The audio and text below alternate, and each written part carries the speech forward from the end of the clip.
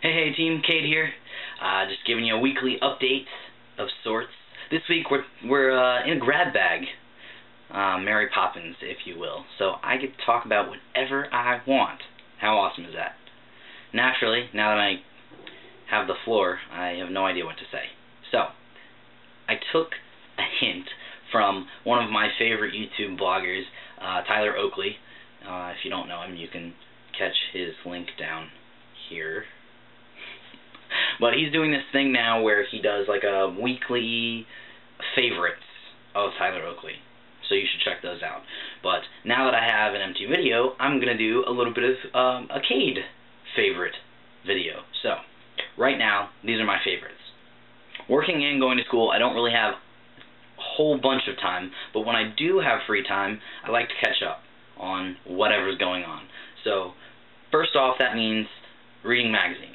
I love magazines, and I especially like the print kind, which is not very recycle friendly of me, but I do recycle them when I'm done. There's something about having that tangible item that is different than looking online. But two magazines that I read regularly are, one of them is called Reject Apathy, and it's a Christian magazine. It's actually put out by the same people that do Relevant Mag, if you read them, but it basically covers nonprofits and social justice organizations today by our generation and what's going on in different countries and how you can help and stuff like that. So it's really, really cool because I'm kind of stuck right here in my town, finishing my degree and saving up money to move away, and so I don't get to travel and do as many things as I would like to do, so that magazine helps me feel like I'm out there without actually being out there. So that's cool. But the second magazine that I read on a regular basis is called Good. I'm beating things up. That's how good it is. Good magazine. And they are also, if Mashable and Reject Apathy like came together and had a baby, and you threw in like some recycling and really cool font, that would be Good magazine. They're awesome. I love them. They basically give you tips and tricks and news and really cool things happening by really cool people in all sectors of the world. They do culture, design, fashion, food, transportation, politics. They cover it all. So they are also, they have a blog online, they have a magazine, they have a website, they I think now have an iPhone app, so you can pretty much catch them in any fashion that you like. So there's that. Let's see, two favorite films. One I just saw is called Midnight in Paris. Awesome. Awesome film. It's just a little independent flick. It has some pretty famous people in it, but I saw it here at the Angelica Theater in Dallas. Very cool film if you want to check that out. And if not, then there's a movie coming out in September 23rd, I believe, called Weekend, and it's about two guys that meet at a bar and end up in this sort of romantic tangle, and I thought it was really cool because it looks legit. It looks like a legit movie with an actual plot and a really great director, and it features two gay actors. So that doesn't happen often. Usually we get the cheesy B-flick romance, like General Hospital type movies. So I'm glad that we're stepping up our game. Oh, I found something today that I thought was interesting. There's a blog out there on hairpin.com, and it's Ask a Queer Chick. It's kind of a tongue-in-cheek sort of thing. She answers questions from viewers and readers, and she puts her own kind of funny twist on it. So if you're bored and you need a new blog, check them out, hairpin.com. I'm not getting paid to say any of this, by the way.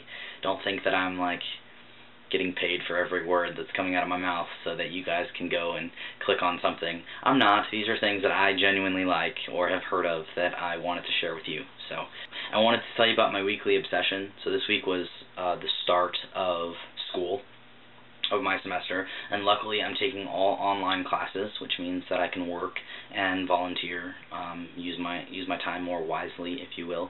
So I was catching up on homework today and yesterday, and the stack of it that I already have in a week, and I realized if you're in school, then you probably use Blackboard or any sort of like online school app where professors like post things. I think Blackboard is the one that most everyone uses, correct me if I'm wrong, but they just came out with a new version of it. It's called Blackboard 9, and it finally allows pictures and video. And I am so incredibly stoked about this. I'm taking 2 education courses, and one of them I'm going to have to volunteer my time at different levels of education, like elementary, middle, high school, just to see which one I like the best. And so our introductions, we had 2 options. We could write a paragraph about ourselves, or we could make a video. How awesome is that? I got school credit for talking to the camera like I do every week. So that was pretty awesome. What else? Michelle survived Hurricane Irene, as did most of the East Coast. Unfortunately, there were some casualties, and I was looking at the pictures of the damage and whatnot today, and I'm glad that everyone took precaution, because it seemed like it was pretty severe. Here in Texas, no hurricane. Not even a glimmer. Not even a glistening tear of Hurricane Irene. It's been hot, dry, desolate, depressing heat. About 106, usually.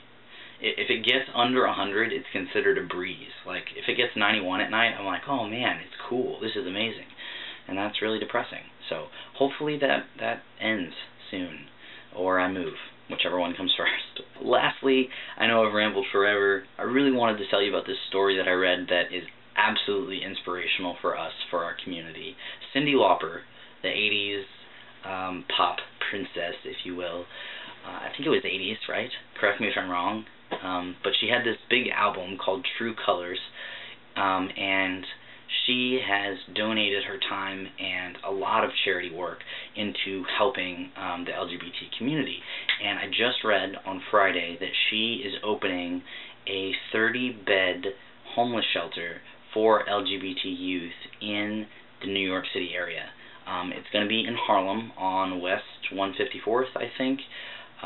30 beds, and they're going to have job assistance and meals and like a sort of like community gathering room. And I thought that was really awesome. It's really depressing to read like stats like 40% of homeless are LGBTQ youth. And it seems like a hard number to tackle, you know. And those are our brothers and sisters. Those are people that have gone through things that we're going through right now, or that we're trying to figure out how to go through. So it's really, really cool that someone with such power and influence is dedicating part of their life to helping us. So thank you to Cyndi Lauper, if she sees this. And to the rest of you, if you're in New York, stop by, give her a high five, check out the shelter. It's really awesome. I was so stoked when I read it today. So I'm going to post the article down below me so that you can read more details on it. And yeah, so yeah, that's it.